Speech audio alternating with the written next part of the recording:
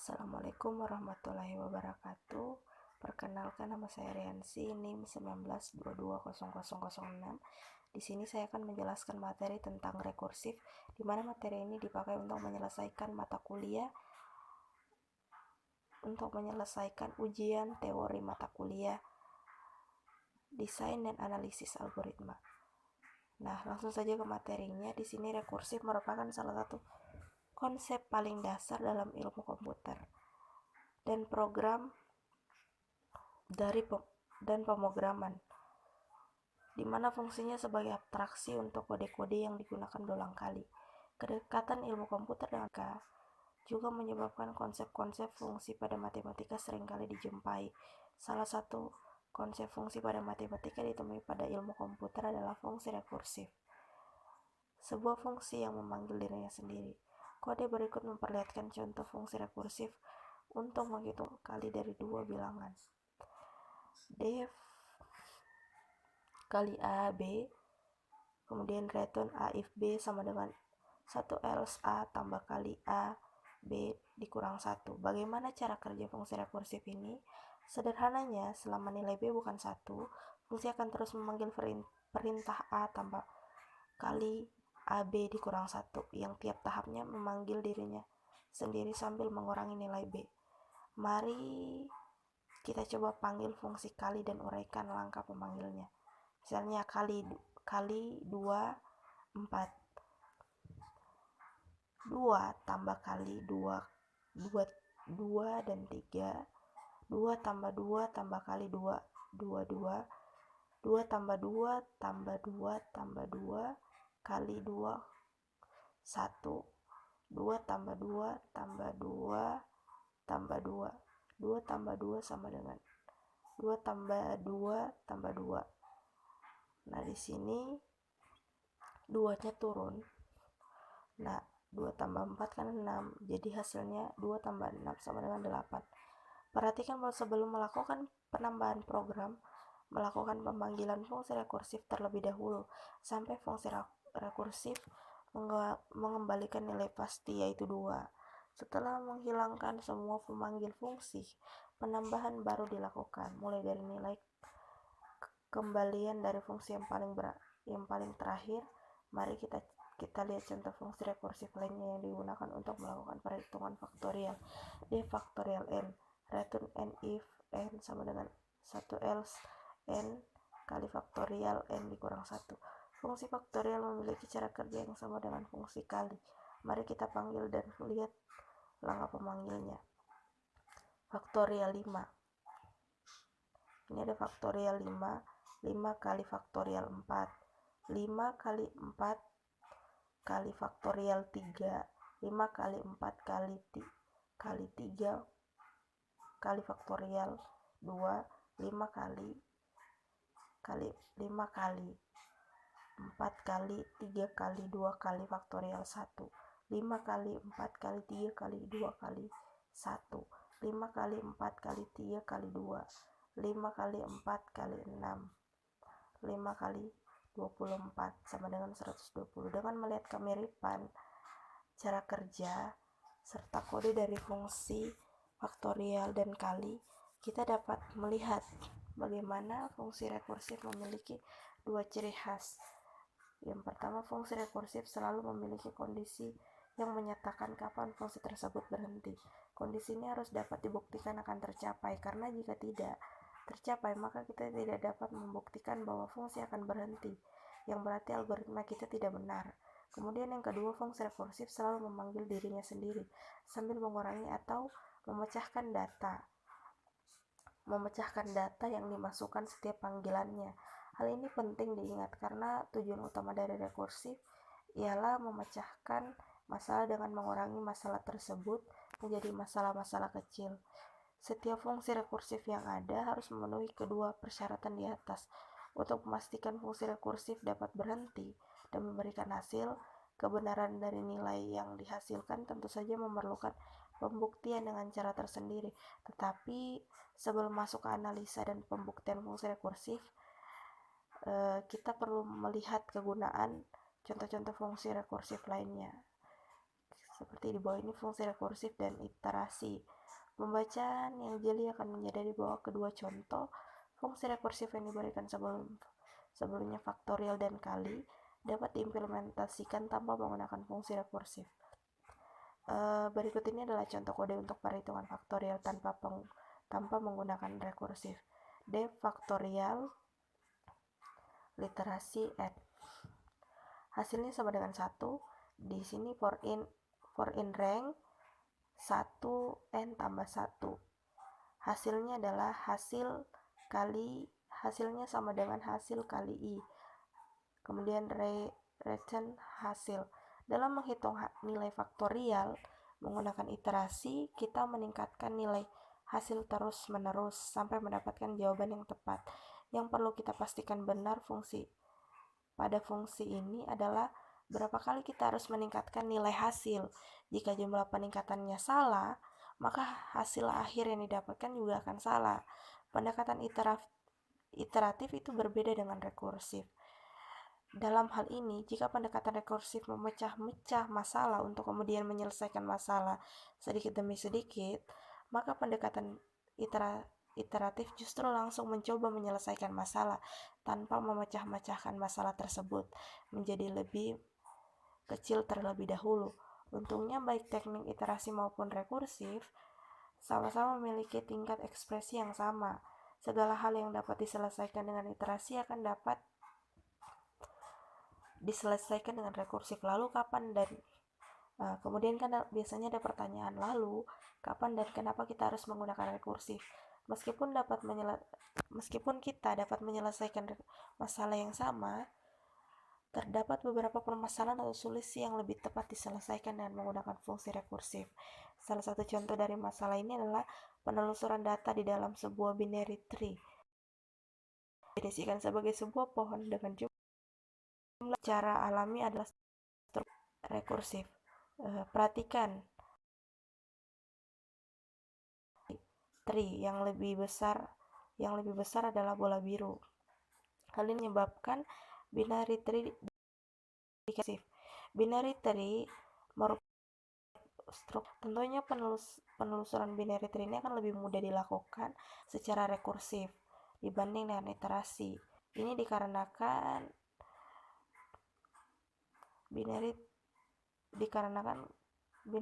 binary tree menggunakan cara rekursif lebih kontras.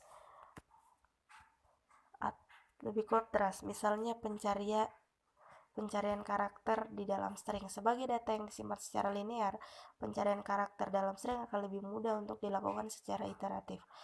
Untuk mempermudah ilustrasinya, kita harus melakukan perbandingan antara implementasi rekursif dan iteratif. Untuk masalah yang lebih cocok diselesaikan dengan masing-masing pendekatan, misalnya implementasi algoritma Euclidean untuk menghitung faktor. Persekutuan terbesar FPB yang lebih cocok untuk diimplementasikan dengan metode rekursif seperti berikut. Def GCD XY return X if Y sama dengan 0 else GCD Y X %Y, yang jika diimplementasikan dengan GCD literasi XY while Y faktorial sama dengan 0, Y sama dengan X % temp X. Jika dibanding algoritma Euclidean, GCD XY sama dengan X GCD Y remainder XY, di mana if Y sama dengan 0, di sini dari X mendapatkan hasil if Y sama dengan 0. Sementara GCD Y remainder XY if Y besar dari 0. Tentunya implementasi secara rekursif lebih sederhana dan mudah dimengerti dibanding dengan cara iterasi. Sekarang kita lihat contoh algoritma yang lebih cocok diimplementasikan secara iteratif, misalnya linear search. Implementasi standar linear search secara iteratif adalah sebagai berikut. If linear search is short. For I in rank length 0, length is if is I sama dengan search. Print nilai temukan, kemudian print dalam kurung nilai ditemukan pada posisi tambah str I, kemudian returnnya 0. Kemudian print dalam kurung nilai tidak ditemukan, returnnya -1, yang jika diimplementasikan secara rekursif akan menjadi def linear search range is search post if length is lebih kecil sama dengan post. Print nilai tidak ditemukan, return -1, elif is post sama dengan search. Print nilai ditemukan di posisi tambah str post, return 0. Else return linear search range, kemudian ada dalam kurung is search post tambah 1. Perhatikan bagaimana diperlukan lebih banyak pengecekan pada fungsi rekursif serta tambahan parameter post yang berguna untuk menyimpan posisi pengujian dan ditemukan elemen yang dicari. Jika menggunakan iterasi variabel, post tidak dibutuhkan lagi karena posisi ini akan didapatkan secara otomatis ketika sedang menelusuri list. Dengan melihat jumlah argumen pengecekan yang harus dilakukan, dapat dilihat bahwa implementasi linear search menjadi lebih sederhana dan mudah dengan menggunakan metode literasi. Kemudian selanjutnya kita ke tail call. Sesuai dengan definisinya, dalam membuat fungsi rekursif pada satu titik, kita akan harus memanggil fungsi itu sendiri. Pemanggilan diri sendiri dalam fungsi tentunya memiliki konsekuensi sendiri, yaitu penggunaan memori dengan memanggil dirinya sendiri secara otomatis. Sebuah fungsi akan memerlukan memori tambahan untuk menampung seluruh variabel baru serta proses yang harus dilakukan terhadap nilai-nilai baru tersebut. Penambahan memori ini sering menyebabkan stack overflow ketika terjadi pemanggilan rekursif yang terlalu banyak. Untuk menanggulangi kesalahan stack overflow ini, para pengembang bahasa pemrograman mengimplementasikan apa yang dikenal dengan tail call optimization. Dalam merancang dan menganalisa algoritma rekursif, pengertian akan tail call optimization merupakan hal yang sangat penting. Jadi apa itu tail call? Tail call di sini merupakan pemanggil fungsi sebagai perintah terakhir di dalam fungsi lain. Sederhananya, ketika kita memanggil sebuah fungsi pada bagian akhir dari fungsi lain, kita melakukan tail call seperti pada kode di bawah. Def fungsi x, y sama dengan x tambah 10, return fungsi lain yaitu y. Pada kode di atas, pemanggil fungsi lain sebagai kode terakhir yang dieksekusi oleh fungsi dapat dikatakan sebagai tail call. Ingat juga bahwa pemanggil tidak harus berada di akhir fungsi secara fisik. Yang penting adalah bahwa kode terakhir yang dieksekusi adalah pemanggil fungsi lain. Coba di bawah ini adalah contohnya def tail call n titik 2 if n sama dengan 0. Return fungsi 1 n tambah 1, else-nya return fungsi 2n. Pada contoh fungsi call di atas, pemanggilan terhadap fungsi 1 maupun fungsi 2 adalah tail call. Meskipun pemanggil fungsi 1 tidak berada pada akhir fungsi fisik, bandingkan dengan kode berikut. Def bukan tail call n. Result sama dengan fungsi lain n%5. Return result kali 10, yang bukan merupakan tail call karena kode terakhir yang dieksekusi result kali 10e adalah sebuah operasi bukan pemanggil fungsi. Cara kerja ini tentunya juga dibawa ke fungsi rekursif, di mana def faktorial n if n sama dengan 1, return 1, else return n faktorial n kurang 1. Bukan merupakan tail call karena return 1 maupun n kali faktorial n dikurang 1 bukanlah pemanggil fungsi. Ingat bahwa n kali faktorial n kurang 1 merupakan operator perkalian, bukan pemanggil fungsi, karena faktorial n dikurang 1 akan harus memanggil hasil terlebih dahulu agar bisa dikalikan dengan n. Jika ingin membuat fungsi rekursif yang memanfaatkan tail call, kita harus memastikan kode terakhir yang dieksekusi adalah fungsi lain.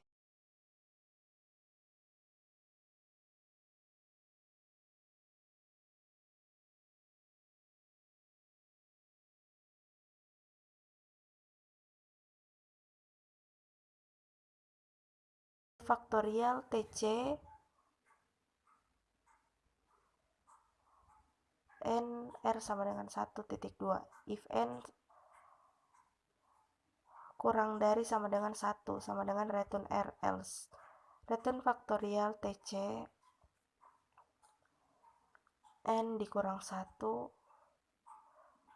n kali r. Untuk memastikan terdapat tail call di dalam fungsi implementasi algoritma rekursif, disarankan untuk mengadopsi tail call karena nature dari fungsi rekursif yang memakan banyak memori. Tail call optimization jika diimplementasikan oleh bahasa pemrograman akan mendeteksi adanya tail call pada sebuah fungsi untuk kemudian dijalankan sebagai perulangan untuk menghindari penggunaan memori berlebihan. Bahasa pemrograman yang mendukung tail call optimization biasanya adalah bahasa pemrograman fungsi seperti Haskell, Lisp, SP, Scheme, dan Erlang. Python sayangnya tidak mendukung optimization. Kemudian ada analisa rekursif. Untuk melakukan analisa, pada dasarnya sama dengan melakukan analisa terhadap algoritma imperatif lainnya. Perbedaan utama pada algoritma rekursif adalah kita tidak dapat secara langsung melihat beberapa kali bagian rekursif dari algoritma akan dijalankan. Pada algoritma yang menggunakan perulangan for misalnya, kita dapat langsung menghitung jumlah perulangan untuk menghitung total langkah yang dibutuhkan. Dalam algoritma rekursif juga perulangan tidak secara eksplisit bisa didapatkan karena informasi yang kita lihat yang kita miliki adalah kapan algoritma berhenti, bukan berapa kali kode dieksekusi. Misalnya algoritma perhitungan faktorial yang telah dibahas sebelumnya, def faktorial n, return n if n sama dengan 1 else n kali faktorial n kurang 1. Salah satu informasi yang didapatkan di sini adalah kapan algoritma berhenti melakukan rekursif, yaitu n sama dengan 1. Informasi lain yang kita miliki adalah berkurangnya jumlah data pada setiap pemanggilan faktorial. Bagaimana kita melakukan analisa algoritma ini? Cara termudahnya adalah dengan menggambarkan fungsi matematika dan faktorial terlebih dahulu, yaitu faktorial n sama dengan 1 if n-nya sama dengan 1. N kali faktorial n kurang 1 remainder x y if n-nya lebih besar dari 1. Melalui fungsi matematika ini kita dapat mulai melakukan penurunan untuk fungsi perhitungan n tambah faktorial untuk kasus n kurang k, dan tentunya kita dapat mengabaikan penambahan langkah tambah f n kurang 1 sama dengan 1 nn di awal serta syarat bahwa fungsi berhenti ketika n dikurang k sama dengan 1. Maka dapat disimpulkan bahwa fungsi faktorial memiliki kompleksitas n dikurang 1 atau on. Ingat bahwa kunci dari perhitungan kompleksitas untuk algoritma rekursif terdapat pada fungsi matematika algoritma dan definisi kapan berhentinya fungsi rekursif tersebut. Kesimpulannya, fungsi rekursif merupakan fungsi yang memanggil dirinya sendiri. Kemudian terdapat dua komponen penting dalam fungsi rekursif, yaitu kondisi kapan berhentinya fungsi dan pengurangan atau pembagian data ketika fungsi memanggil dirinya sendiri. Optimasi fungsi rekursif dapat dilakukan dengan menggunakan teknik tail call. Meskipun teknik ini tidak selalu diimplementasikan oleh semua bahasa pemrograman, selain sebagai fungsi, konsep rekursif juga kadang digunakan untuk struktur data seperti binary tree atau list. Demikian penjelasan saya. Apabila ada kekurangan, saya mohon maaf. Saya akhiri. Wassalamualaikum warahmatullahi wabarakatuh.